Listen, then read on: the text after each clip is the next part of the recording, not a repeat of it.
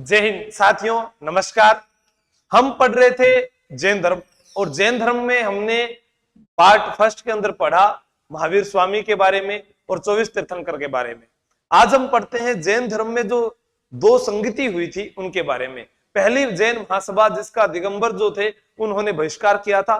क्यों किया था? क्योंकि 14 पर्व जो थे उनका जो बड़े कहे कि स्थूल भद्र जो है, उन्होंने 12 खंडों में उनके बारे में संपादन किया है। उसके बारे में बात करते हैं कि पहली जैन संगीति कहां पर हुई है।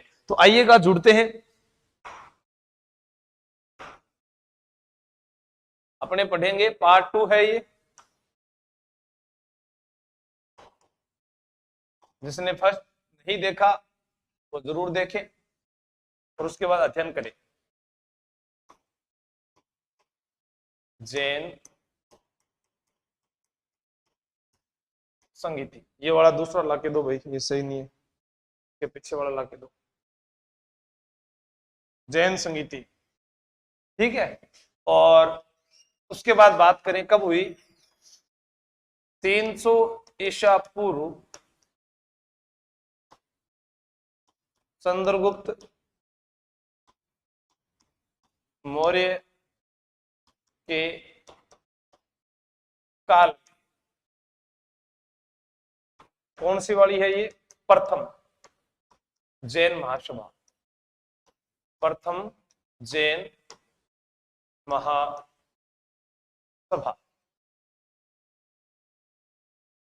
कहां पर आयोजित हुई थी ये? पाटलिपुत्र में, पाटलिपुत्र में। अब जो प्रथम जैन महासभा है, इसका बहिष्कार किसने किया था? दिगंबर जैनों ने इसका बहिष्कार किया। इसका दिगंबर जैनों ने बहिष्कार किया था। हम कल पढ़ चुके थे कि जैन धर्म जो है वो दो भागों में विभाजित हुआ। एक तरफ श्वेतांबर थे, एक तरफ दिगंबर थे। श्वेतांबर वह लोग जो स्थूल भद्र की बातें मानते थे, दिगंबर वह लोग जो थे जो भद्र भाव की बातें मानते थे। इसमें श्वेतांबर श्वेत वस्त्र धारण करते थे, दिगंबर दिक प्लस अंबर, यानी जो हवाई है वही उनका वस्त्र है, चारों ओर हवाई उनका वस्त्र है। जो नग्न अवस्था में रहते थे, नागा साधु जिनको आप जैसे बोलते हैं ना, वो जैन धर्म के अंदर नग्न अवस्था में रहने वाले वो दिगंबर है। और इनका मैंने एक पर्व बताया था जिसको बोलते थे पर्युषण पर्व। लेकिन जो दिगंबर जैन है वह भाद्रपद माह में तो पर्युषण पर्व सभी मनाते हैं, लेकिन पडवा ढोक एक पर्व आता है, उसे केवल मनाता है वो कौन सा संप्रदाय? दिगंबर जैन संप्रदाय। ठीक है। अब क्यों? क्योंकि यहां पर जो जैन धर्म के 14 पर्व थे उनका 12 अंगों में संपादन किया था स्थूल भद्र ने, इस कारण इन्होंने बहिष्कार किया था। उसको अपने लिखते हैं।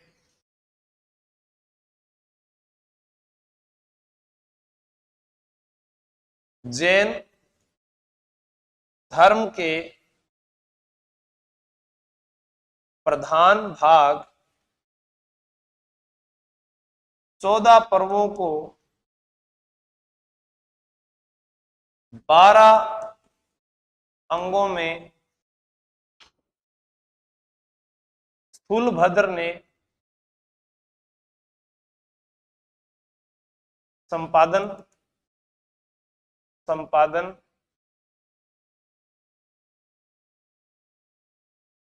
किया था। तो यहां पर आपको मुख्य यह ध्यान रखना है। उतारिएगा इसको। पहली जैन संगति, झुंझुनू से प्रणाम प्रणाम। अब ये पहली महासभा क्यों हुई थी? क्योंकि जो जैन धर्म के जो उपदेश थे उनके संकलन के लिए। आपसे पूछा जाए प्रथम जैन महासभा जो है इसको क्यों किया गया, इसमें अपने को याद रखना है जैन धर्म के उपदेशों के संकलन के लिए। दूसरी जैन संगति कहां होगी? वल्लभी, गुजरात में।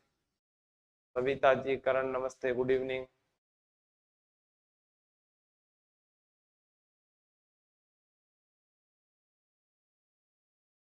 हाँ,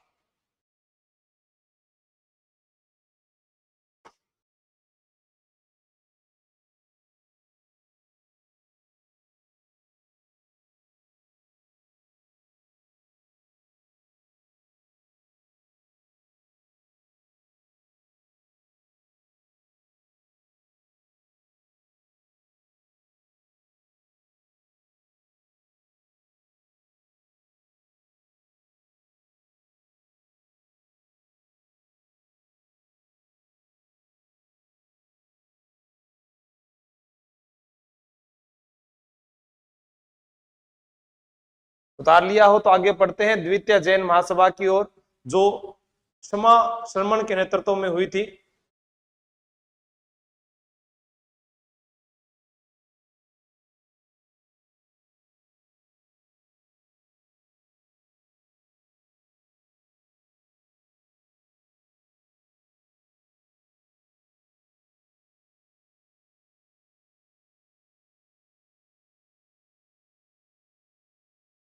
दिगंबर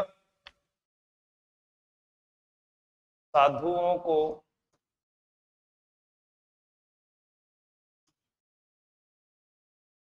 शुल्लक,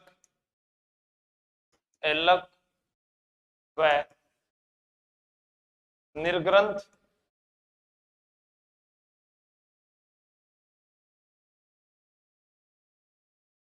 निर्ग्रंथ कहा जाता है। श्वेतांबर साधुओं को साधु, यति, आचार्य कहा जाता है।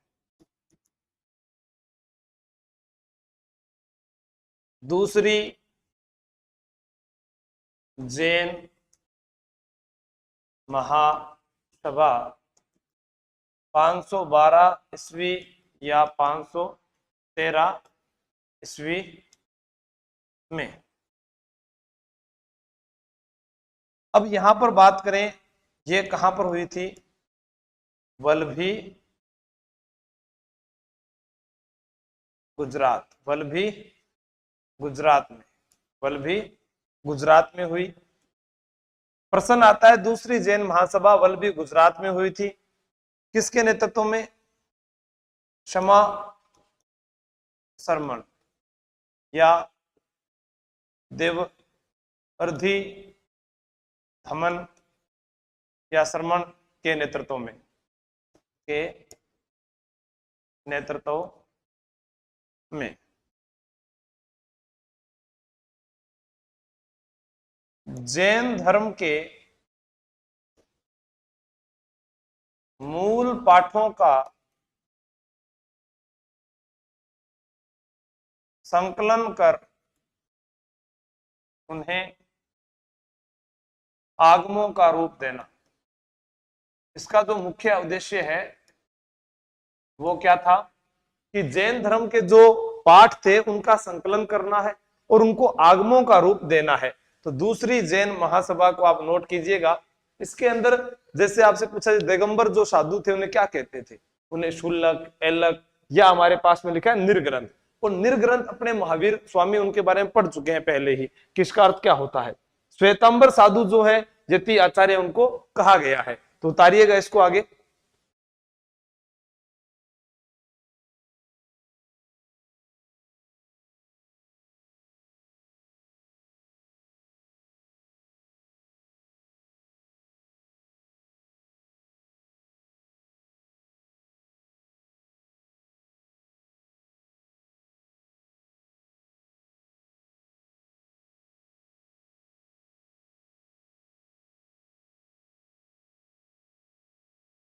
आपसे पूछा जाए दूसरी जैन महासभा थी, इसमें 12 उपांग भी जोड़े गए, ये भी याद रखना, इसमें 12 उपांग जोड़े गए। उसके बाद जैन वास्तुकला की बात करेंगे अपने।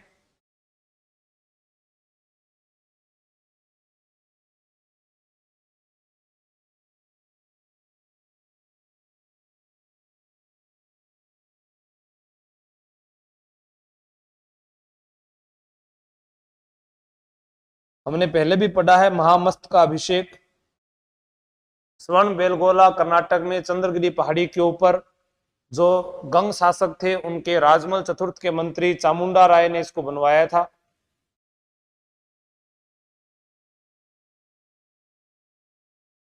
आगे चलते हैं। अब अपने जो पढ़ेंगे वो किसके बारे में पढ़ेंगे? जैन वास्तुकला के बारे में। जैन वास्तुकला, जैन वास्तुकला जिसके अंदर जैसे अपने मैंने स्वर्ण बेलगोला कर्नाटक में बताया है कि चामुंडा राय के द्वारा जो ऋषभ देव जी थे उनके पुत्र गौतमेश्वर की बाहुबली की 57 फीट ऊंची प्रतिमा का निर्माण करवाया गया। तो अपने पढ़ते हैं राजस्थान के अंदर अनंतपुर के जैन मंदिर है, या दिलवाड़ा के जैन मंदिर, अभी सब इंस्पेक्टर में भी पूछा गया था, जिसमें कि आदिनाथ के मंदिर है जो विमल शाह द्वारा बनाए गए थे। वास्तुपाल और तेजपाल ने नेमिनाथ मंदिर बनाए थे। विमल शाह कौन था? भीम चालुक्य प्रथम का सेनापति था। तो ये जो बातें हैं अपने इनके बारे में बात करते हैं, ठीक है। वास्तुकला, इसके अंदर हम पढ़ रहे हैं सबसे पहले श्रवण बेलगोला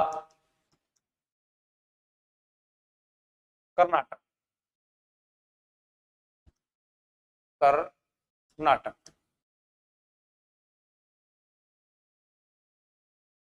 यहां पर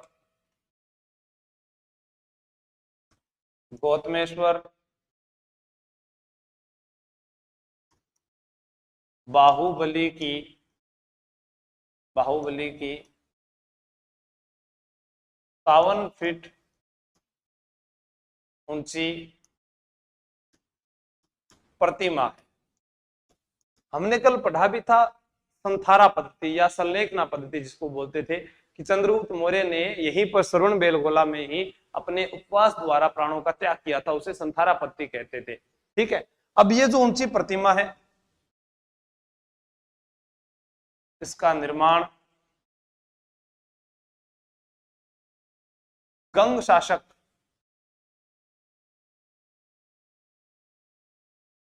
के राजमल चतुर्थ के सेनापति चामुंडा राय ने 983 ईस्वी में 983 ईस्वी में इस मूर्ति का निर्माण करवाया। यह चंद्रगिरी पहाड़ी पर स्थित है। यह किस पहाड़ी पर है? चंद्रगिरी पहाड़ी पर स्थित प्रतिमा। उसके बाद में चामुंडा राय ने, जो चामुंडा राय है, इनके द्वारा गौतमेश्वर बाहुबली की 57 फीट ऊंची प्रतिमा है। इसका निर्माण गंग शासक के राजमल चतुर्थ के सेनापति चामुंडा राय ने 983 ईस्वी में इस मूर्ति का निर्माण करवाया था। और मैं यहाँ क्या बता रहा था आपको? इस मूर्ति का निर्माण करवाया था श्रवण बेलगोला के अंदर। और यहाँ पर प्रत्येक 12 वर्षों के बाद महामस्तकाभिषेक, ठीक है, उसका आयोजन किया जाता है। 12 वर्षों बाद यहाँ पर महामस्तकाभिषेक पर्व का आयोजन किया जाता है। बताइए, राजस्थान है, गुजरात है, विदिशा मध्य प्रदेश की बाघ की गुफाएं हैं जो कुमार गुप्त के समय मिली है, स्कंद गुप्त के समय कोहोम अभिलेख से कई चीजों की जानकारी मिलती है, ठीक है। तो उनके बारे में भी अपने याद करेंगे। यहाँ पर श्रवण बेलगोला जो मुख्य है स्थान है, यहाँ पर ध्यान रखना, कर्नाटका में।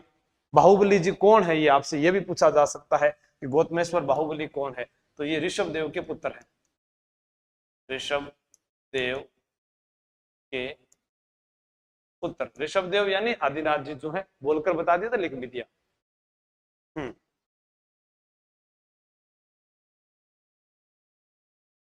तारो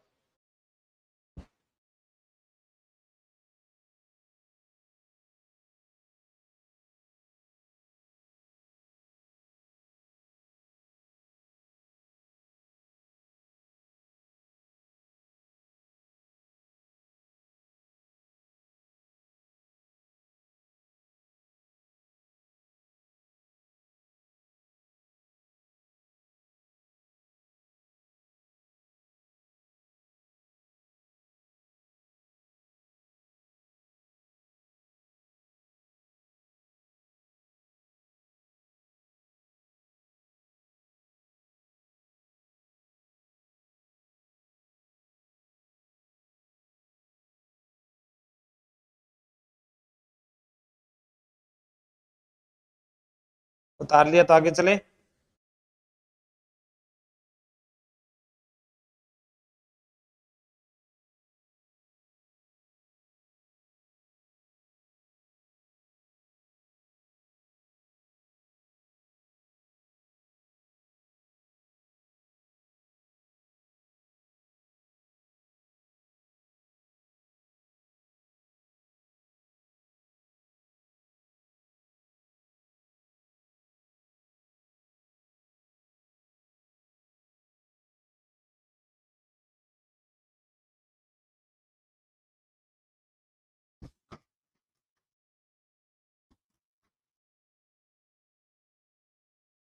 आगम ज्ञान प्राप्ति को कहा गया ना जैन धर्म में, केवल संपूर्ण ज्ञान प्राप्ति होता है।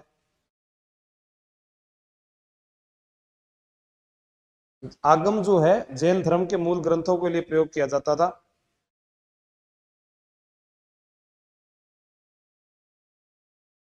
जैन धर्म के साहित्य के लिए कह दीजिए आप, जैसे जातक था, बौद्ध धर्म के पूर्व जन्म की कथाएं जातक कहलाती है, उसी प्रकार आगे चलते हैं।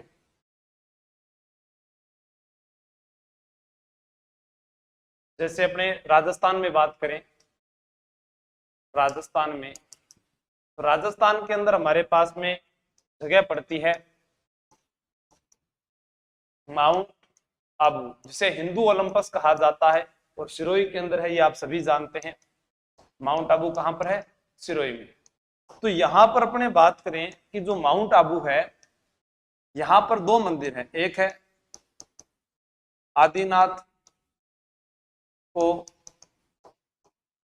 समर्पित और एक है नेमिनाथ को समर्पित। अब इनको क्या कहते हैं? आदिनाथ को समर्पित है, इसे कहते हैं विमल वसई, विमल वसई, इसे बोलते हैं लूण वसई, या हम ऐसे बोल देते हैं दिलवाड़ा के जैन मंदिर। क्या बोल देते हैं इन्हें? दिलवाड़ा, अब दिलवाड़ा के जैन मंदिर। नेमिनाथ को जो समर्पित है, इसका निर्माण करवाया था वास्तुपाल व तेजपाल द्वारा निर्मित सफेद संगमरमर से बनाए गए मंदिर है ये। आपसे पूछा जाए तो किसका उदाहरण है? सफेद संगमरमर से निर्मित जैन मंदिर। तो यहां आदिनाथ को समर्पित है, इसका निर्माण गुजरात के चालुक्य शासक भीमदेव प्रथम के सेनापति विमल शाह ने करवाया 1031 ईस्वी में। और यह सब इंस्पेक्टर 2016 में पूछा गया था। दिलवाड़ा के जैन मंदिर है, इनका निर्माण किसने करवाया? तो ऑप्शन में विमल शाह दिया हुआ था। तो राजस्थान में माउंट आबू पढ़ लेते हैं अपने। इसके अलावा अगर अपने पढ़े जैन धर्म से संबंधित है राजस्थान के अंदर, तो हम पढ़ते हैं रणकपुर के जैन मंदिर। रणकपुर के जैन मंदिर जो है मथाई नदी किनारे, मथाई नदी किनारे पाली में, पाली बात करूं मैं यहां पर, तो धरणक शाह सेठ ने देपाक की देखरेख में बनवाए, देपाक की देखरेख में बनवाए थे। धरणक शाह नामक सेठ थे। महाराणा कुंभा के काल में जिन्हें चौमुखा जैन मंदिर कहा जाता है, 1444 खंभों का घर कहा जाता है, वनों का घर कहा जाता है, स्तंभों का घर कहा जाता है, त्रिलोक दीपक कहा जाता है। ठीक है, उतारिएगा, फिर आगे चलते हैं। स्कंदगुप्त के कहोम अभिलेख से जैन धर्म के 5 प्रतिमाओं की स्थापना का उल्लेख मिलता है।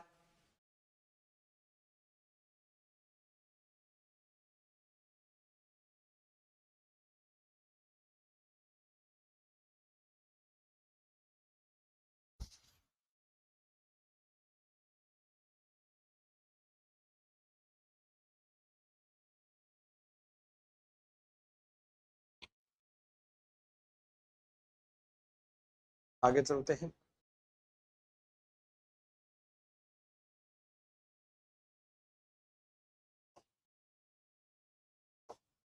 खजुराहो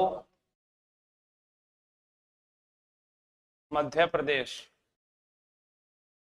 यहां पर जैन धर्म की गुफाएं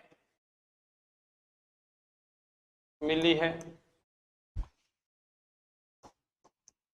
एलोरा की गुफाएं,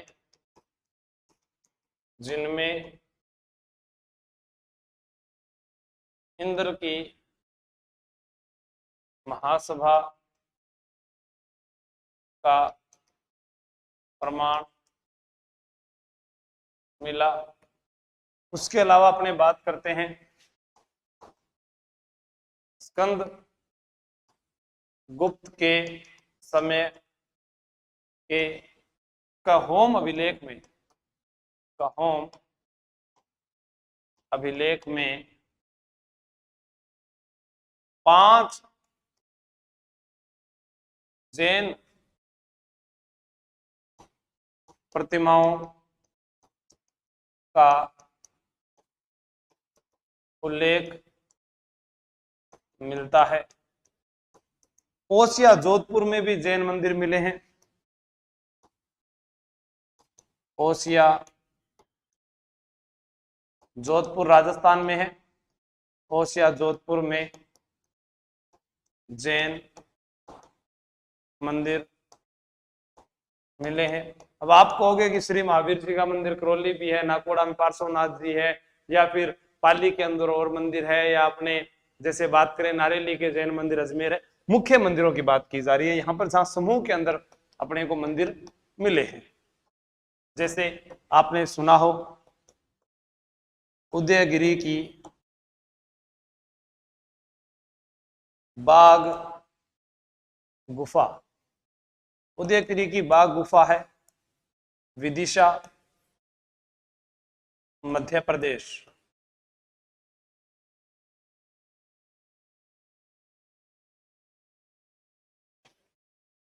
यहां पर शंकर नामक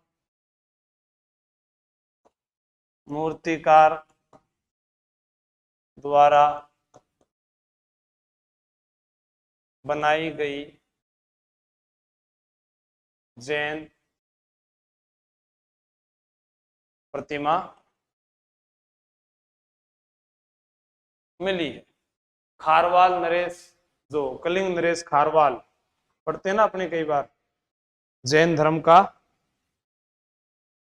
अनुयायी था कलिंग नरेश खारवाल, जिसका साक्ष्य हमें हाथी गुम्फा अभिलेख देता है।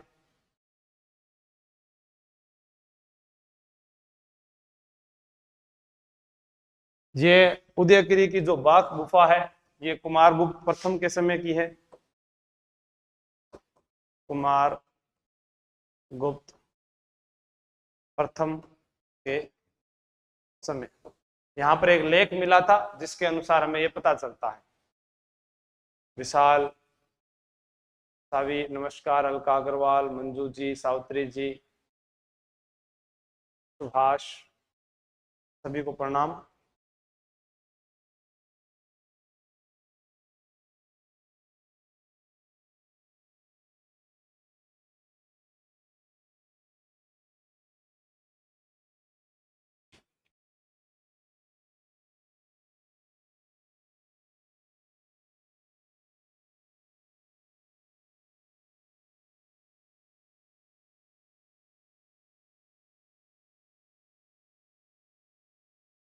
उतार लिया तो आगे चलते हैं।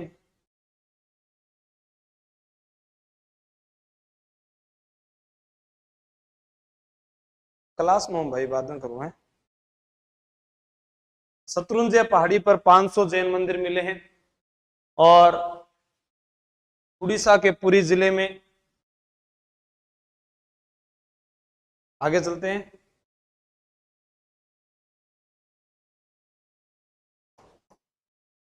उड़ीसा जो है, उड़ीसा के अंदर पुरी जिले में, पुरी जिले का नाम है, यहां पर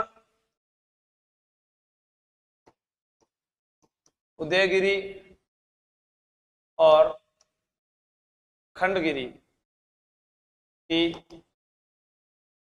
पहाड़ियों पर सबसे प्राचीन जैन मंदिर मिले हैं। सबसे प्राचीन जैन मंदिर जो ईसा की ईसा पूर्व दूसरी शताब्दी के हैं, ठीक है, दूसरी शताब्दी ईसा पूर्व के हैं, जो दूसरी शताब्दी ईसा पूर्व के है। एक अपने पढ़ते हैं गिरनार गुजरात में, गिरनार गुजरात में, गिरनार गुजरात में नेमिनाथ जी का जैन मंदिर प्रसिद्ध है, प्रसिद्ध है। शत्रुंजय पहाड़ी पर 500 जैन मंदिर मिले हैं। शत्रुंजय पहाड़ी पर 500 जैन मंदिर मिले हैं। ये तो वास्तुकला की बातें थी। अब अपने कुछ अन्य बातों के बारे में अध्ययन करेंगे, जो जो रह गई है उनके बारे में, जैन धर्म की विशेषताएं हैं या कुछ और बातें हैं कि वो कर्म पर विश्वास करते थे, वर्ण व्यवस्था नहीं थी, उन सब के बारे में बात करेंगे। सर जी सही नहीं दिखाई दे रहा है, सही कौन दिखा रही है क्या भाई?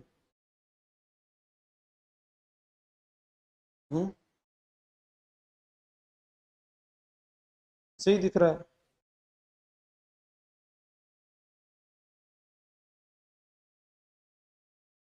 यहां से एक चीज ये भी लिख देना, यहीं से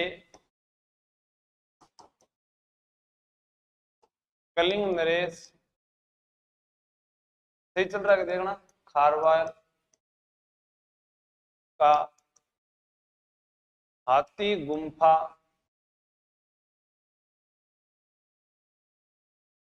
हाथी गुम्फा अभिलेख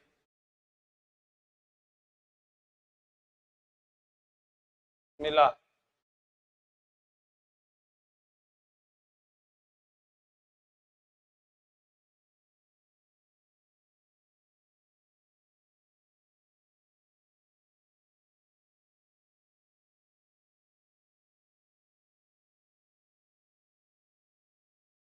आगे अपने पढ़ते हैं।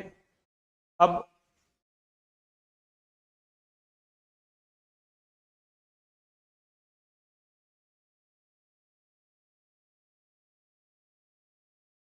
जैन धर्म के 6 द्रव्य, जैसे जैन धर्म में एक आचरांग ग्रंथ है जिसमें महावीर स्वामी की तपस्या का वर्णन किया गया है। जैन धर्म के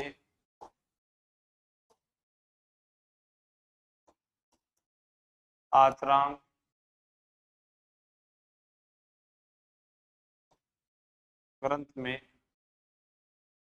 ग्रंथ में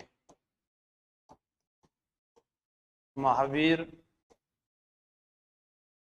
स्वामी की तपस्या का वर्णन किया गया है। आगम जैन साहित्य को कहते हैं, अपने सीधा लिख सकते हैं कि आगम क्या है। आगम जैन साहित्य को कहते हैं। आपने कमेंट किया कि जातक क्या है। जातक, ये नोट लगा के लिख लेना, बुद्ध के पूर्व जन्म की कथाओं को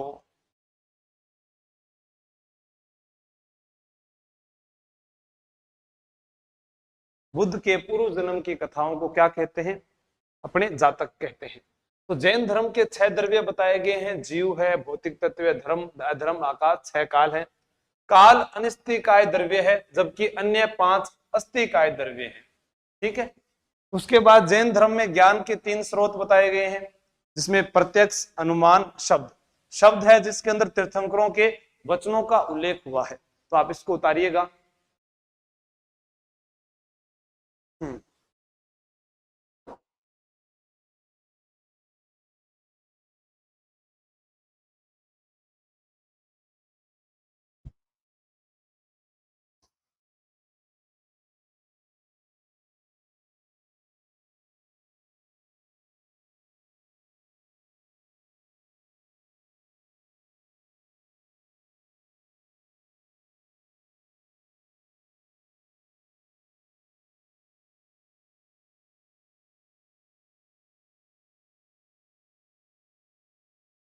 आगे चलते हैं। एक शब्द आता है जैन धर्म में, स्वर।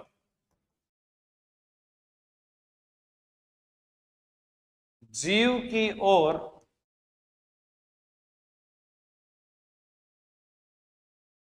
कर्मों का प्रभाव रुक जाए तो उसे संवर कहते हैं। हमारे पास है ज्ञान के प्रकार मति, श्रुति, अवधि, मन, प्राय, केवल्य। केवल्य संपूर्ण ज्ञान प्राप्ति है, जो किसी को नहीं होती है। मोक्ष के बाद व्यक्ति को जीवन मरण के चक्कर से मुक्ति मिल जाती है तथा वह अनंत चतुष्टय को प्राप्त कर लेता है। मौत के बाद में क्या प्राप्त करता है? अनंत चतुष्टय। वो क्या है? अनंत ज्ञान है, अनंत दर्शन है, अनंत वीर्य है, अनंत सुख है। इसके बारे में यहाँ पर वर्णन किया गया है। इसको उतारिएगा, ज्ञान के प्रकार। बाकी मेन बातें आपको बता दी थी।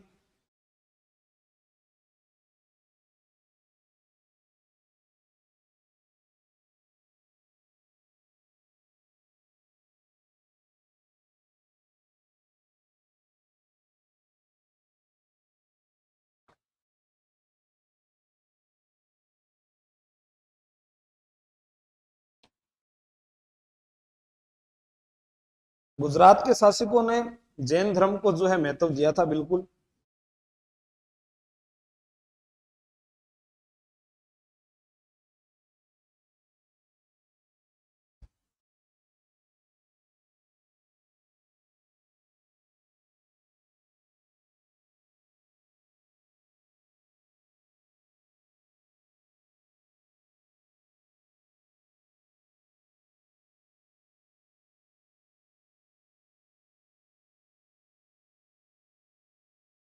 आगे बात करते हैं।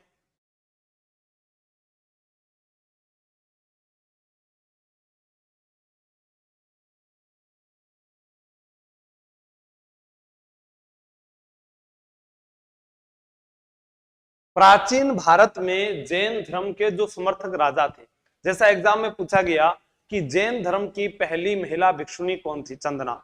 वह चंपा के शासक दधिवाहन की पुत्री थी।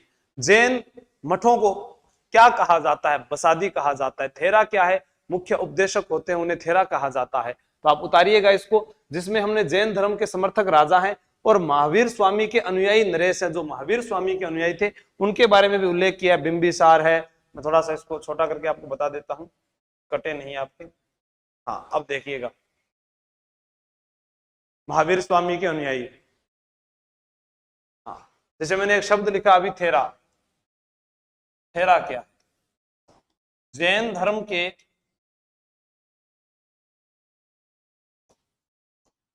मुख्य उपदेशक को थेरा कहते हैं।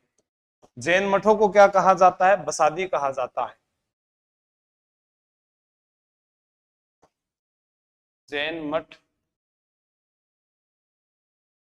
बसादी कहलाते हैं। जैन धर्म की पहली महिला भिक्षुणी आपसे पूछा जाए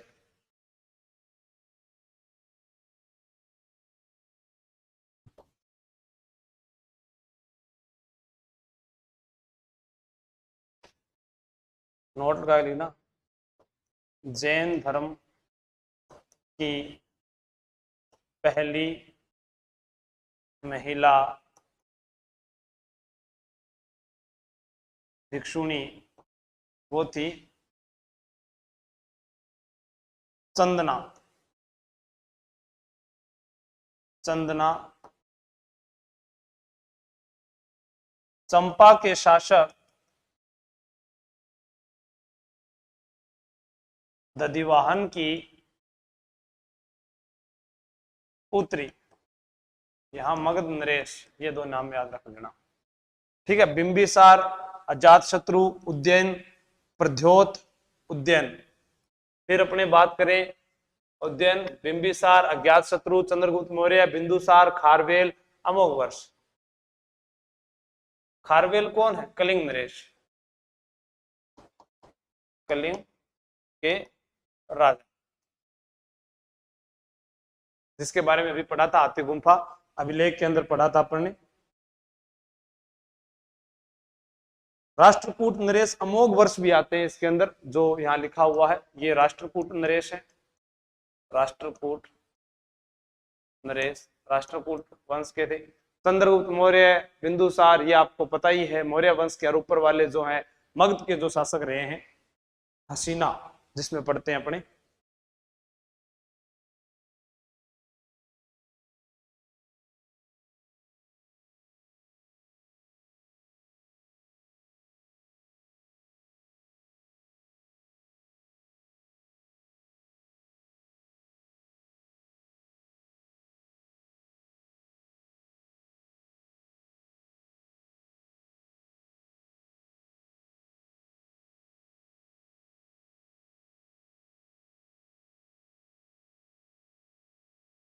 आगे चलते हैं।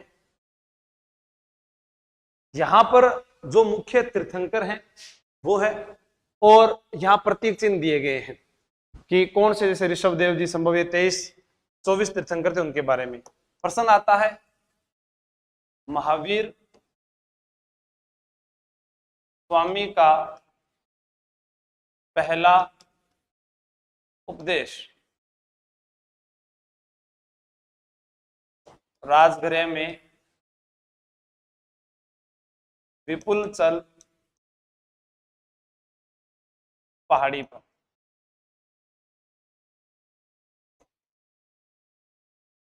महावीर स्वामी के उपदेश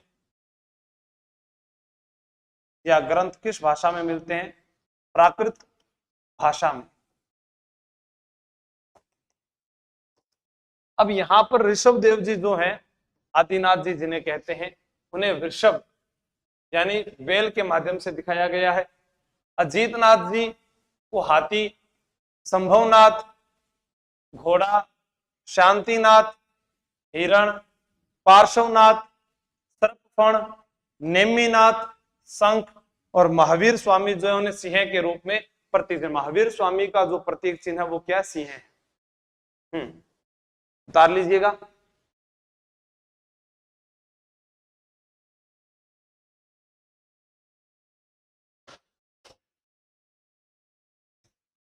जैन धर्म का महत्वपूर्ण ग्रंथ कल्पसूत्र है, जिसकी रचना है जो भद्रबाहु ने की थी, संस्कृत भाषा में लिखा गया है। यह 3 भागों में मिलता है। पहले भाग में 23 तीर्थंकर हैं, दूसरे भाग में जैन धर्म के नियम व सिद्धांत है, तीसरे भाग में जैन गाथाओं का वर्णन है।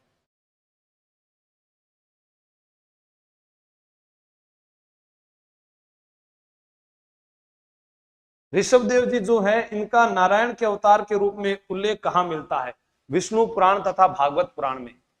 प्रश्न आ जाए, विष्णु पुराण व भागवत पुराण में नारायण के अवतार के रूप में उल्लेख किसका मिलता है? ऋषभ देव जी का। विष्णु पुराण व भागवत पुराण में नारायण के अवतार के रूप में इनका रूप में उल्लेख मिलता है। फिर हमने पढ़ा कि जैन धर्म का महत्वपूर्ण ग्रंथ कौन सा है? कल्प सूत्र। किस भाषा में है? संस्कृत भाषा में।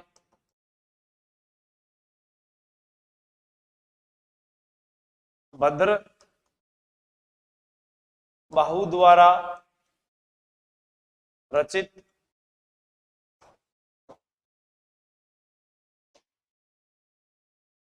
तीन भागों में विभाजित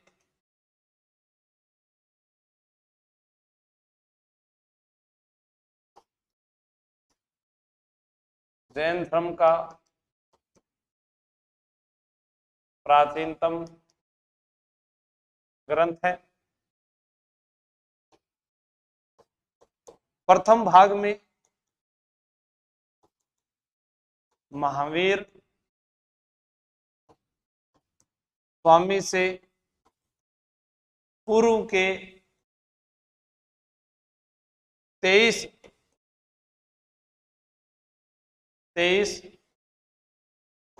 तीर्थंकरों का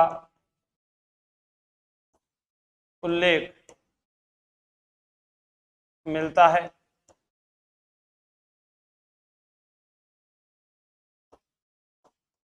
जैन धर्म के नियमों का उल्लेख और तृतीय चरण में जैन धर्म की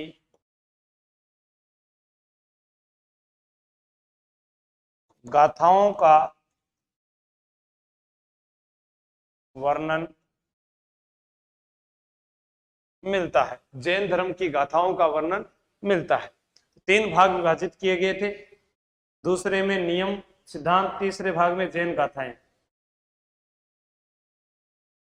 जैन दर्शन व सांख्य दर्शन में काफी समानताएं हैं, ये ध्यान रखना।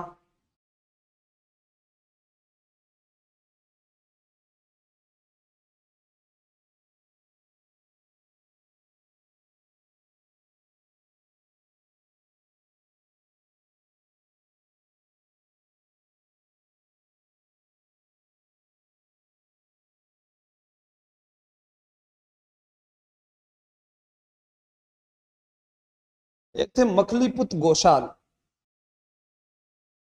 जानते हो क्या कोई?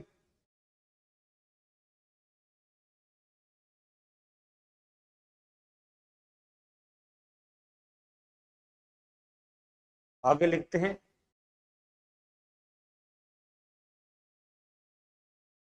प्रश्न आता है एक, मखलीपुत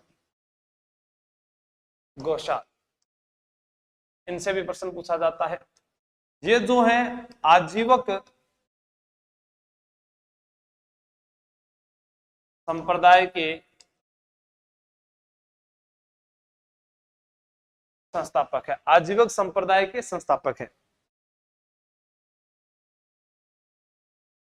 इनकी व महावीर स्वामी की मुलाकात नालंदा में हुई। मुलाकात नालंदा में हुई थी। प्रारंभ में ये दोनों साथ थे, लेकिन मतभेद होने के कारण दोनों अलग हो गए।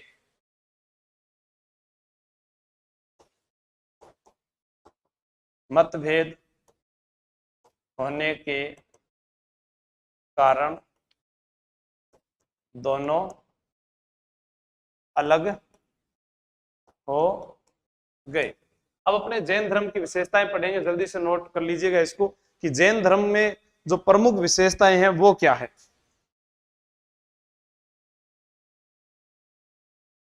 जैन धर्म में देवताओं के अस्तित्व को जो है स्थान दिया गया है, परंतु उनका स्थान जिन से नीचे रखा गया है। हमको जिन क्या होता है, जिन कल तो बताया था, इंद्रियों को जीतने के कारण जिन वह महावीर कहलाए थे।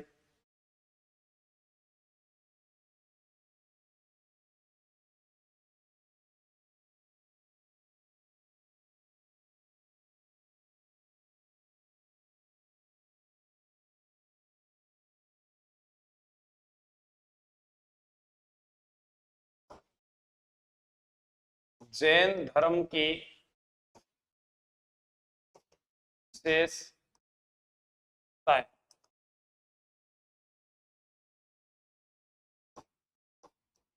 जैन धर्म बौद्ध धर्म की तरह वर्ण व्यवस्था की निंदा नहीं करता है। इसके अंदर बौद्ध धर्म की तरह जो है निंदा नहीं की गई। पुनर्जन्म और क्रमवाद में विश्वास करते हैं। जैन धर्म के अनुयायी पुनर्जन्म व क्रमवाद पर विश्वास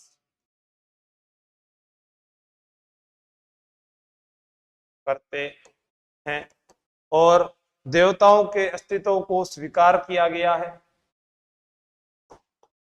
जैन धर्म में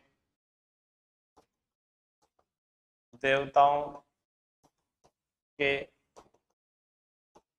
अस्तित्व को स्वीकार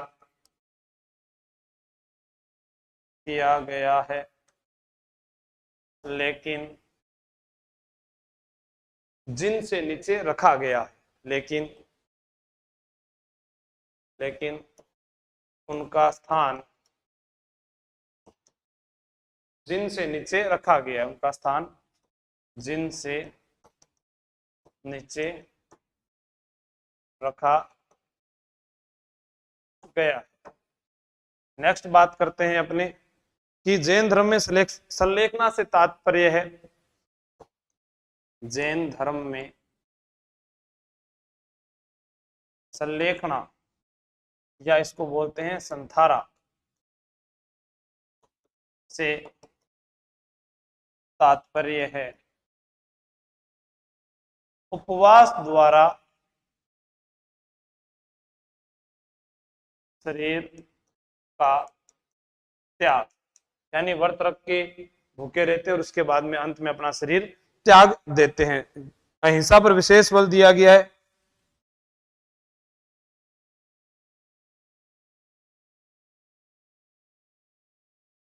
जैन धर्म में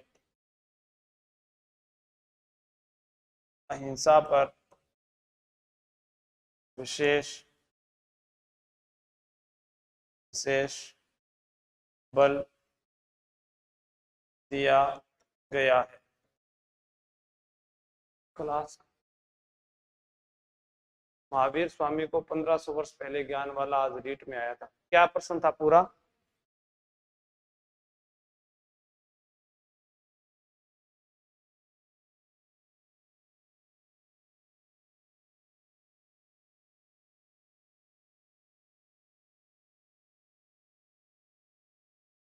सांसारिक बंधनों से मुक्ति प्राप्त करने के उपाय बताए गए हैं। बिल्कुल, कृषि एवं युद्ध में भाग लेने से मना किया गया है। ये लास्ट और लिख लो, सांसारिक बंधनों से मुक्ति के उपाय बताए गए। कृषि एवं युद्ध में भाग लेने से मना किया है।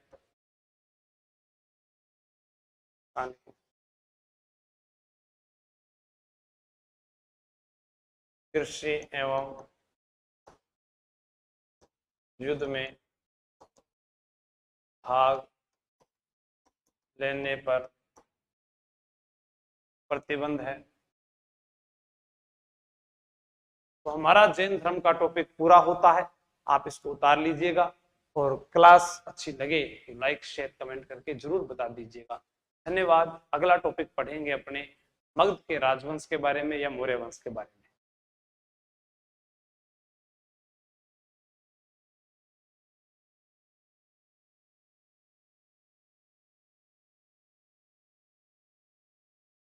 हाँ, जैन धर्म की तत्व मीमांसा का सिद्धांत अनेकांतवाद कहलाता है।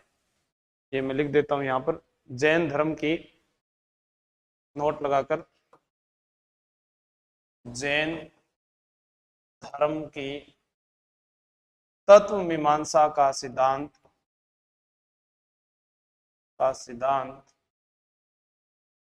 अनेकांतवाद कहलाता है। अनेकांतवाद। क्या प्रश्न था वो बताया नहीं आपने मोनिका जी। महावीर स्वामी को 1500 वर्ष पहले रीट में पूरा बताओ। ज्ञान मीमांसा का सिद्धांत संयातवाद। इसके आगे लिख दो,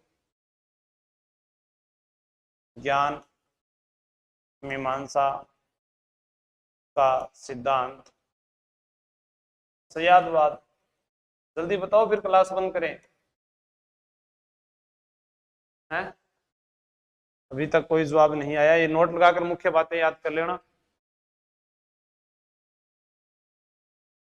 जैन धर्म के अनुसार 18 पाप भी बताए। अच्छा, ये भी लिख लो। जैन धर्म में 18 पाप बताए गए हैं। चलो नेक्स्ट क्लास का समय हो गया। जय हिंद, जय भारत। बंद कर दो।